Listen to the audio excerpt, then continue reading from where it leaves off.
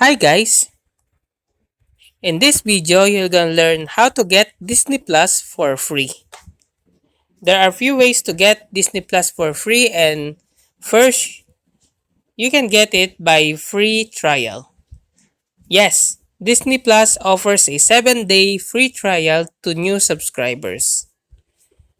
Also, Verizon wireless plan has offering a free Disney Plus subscription for up to 12 months.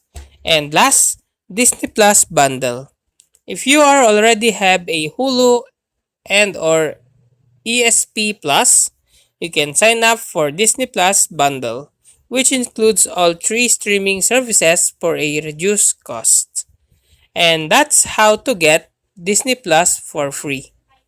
If you like this video, please click the subscribe button and click the bell icon to notify you to our next tutorial.